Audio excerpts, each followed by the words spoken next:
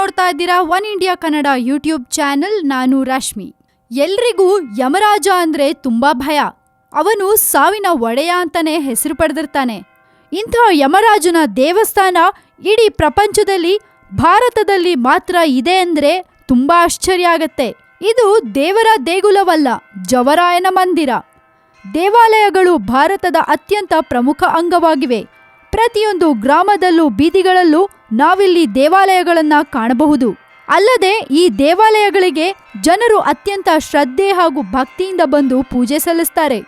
ದೇವಾಲಯಗಳಿಗೆ ಹೋಗುವಾಗ ಯಾರೂ ಸಹ ಹೆದರೋದಿಲ್ಲ. ಅದು ಹೆದರೋಂಥ ಸ್ಥಳವೂ ಅಲ್ಲ.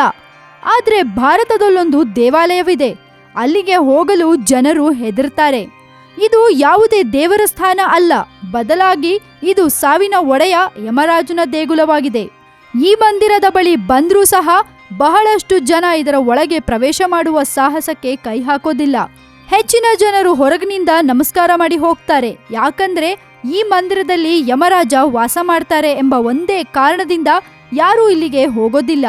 ಇದು ಪ್ರಪಂಚದಲ್ಲಿರುವ ಏಕೈಕ ಯಮರಾಜನ ಮಂದಿರವಾಗಿದೆ. ಈ ಮಂದಿರದಲ್ಲಿ ಒಂದು ಖಾಲಿಯಾದ ಕೋಣೆ ಇದೆ. ಇದನ್ನು ಚಿತ್ರಗುಪ್ತನ ಕೋಣೆ ಎಂದು ಹೇಳಲಾಗುತ್ತೆ. ಚಿತ್ರಗುಪ್ತ ನಿಮ್ಗೆಲ್ಲ ಗೊತ್ತಿರೋ ಹಾಗೆ ಯಮರಾಜನ ಸೇವಕ. ಈತ ಭೂಮಿಯ ಮೇಲಿನ ಜೀವಿಗಳ ಪಾಪ ಕರ್ಮಗಳ ಬಗ್ಗೆ ಬರೆದಿಟ್ಕೊಳ್ತಾರೆ. ಯಾವುದೇ ಜೀವಿಯ ಸಾವು ಸಂಭವಿಸಿದ್ರೆ ಮೊದಲಿಗೆ ದೂತರು ಅವರ ಆತ್ಮವನ್ನು ತಂದು ಈ ದೇವಾಲಯದಲ್ಲಿರುವ ಚಿತ್ರಗುಪ್ತನ ಎದುರು ನಿಲ್ಲಿಸ್ತಾರೆ. ಚಿತ್ರಗುಪ್ತ ಆ ವ್ಯಕ್ತಿ ಮಾಡಿದ ಪಾಪ ಪುಣ್ಯ ಕರ್ಮ ಫಲಗಳ ಬಗ್ಗೆ ಹೇಳ್ತಾರೆ. ನಂತರ ಆತ್ಮವನ್ನು ಚಿತ್ರಗುಪ್ತನ ಎದುರು ಇರುವ ಕಕ್ಷೆಯಲ್ಲಿ ತಂದು ನಿಲ್ಲಿಸಲಾಗುತ್ತೆ. ಈ ಕೋಣೆಯನ್ನ ಯಮರಾಜನ ಕಚೇರಿ ಎಂದು ಹೇಳಲಾಗುತ್ತೆ. ಇಲ್ಲಿ ಯಮರಾಜ ಎಲ್ಲ ಆತ್ಮಗಳಿಗೆ ಅವುಗಳ ಕರ್ಮಗಳ ಅನುಸಾರವಾಗಿ ತನ್ನ ನಿರ್ಣಯ ನೀಡ್ತಾನೆ. ಅಷ್ಟೇ ಅಲ್ಲ, ಈ ಮಂದಿರದಲ್ಲಿ 4 ಕಾಣದಂತಹ ದ್ವಾರಗಳಿವೆ. ಅವುಗಳಲ್ಲಿ ಒಂದು ಚಿನ್ನದ್ದು, ಮತ್ತೊಂದು ಬೆಳ್ಳಿಯದ್ದು, ಹಾಗೆ 3ನೇದು ತಾಮ್ರದ್ದು, ಹಾಗೆ 4ನೇದು ಲೋಹದಿಂದ ಮಾಡಿರುವಂತಹದ್ದಾಗಿದೆ. ಯಮ ತನ್ನ ನಿರ್ಧಾರ ಹೊರಹಾಕಿದ ನಂತರ ಯಮದೂತ ಆತ್ಮಗಳಿಗೆ ಅವುಗಳ ಕರ್ಮದ ಆಧಾರದ ಮೇಲೆ ಸ್ವರ್ಗ ಅಥವಾ ನರಕಕ್ಕೆ ಕೊಂಡೊಯ್ತಾನೆ.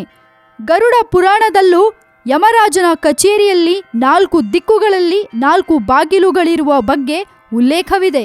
ಮತ್ತಷ್ಟು ಇದೇ ರೀತಿ ಇಂಟ್ರೆಸ್ಟಿಂಗ್ ಸುದ್ದಿಗಳಿಗೆ ಸಬ್ಸ್ಕ್ರೈಬ್ ಮಾಡಿ one India Kannada YouTube channel. ಈ ನಮ್ಮ ವಿಡಿಯೋ ಇಷ್ಟ ಆಗಿದ್ರೆ ಶೇರ್ ಮಾಡಿ, ಹಾಗೆ ಲೈಕ್ ಕೂಡ ಮಾಡಿ.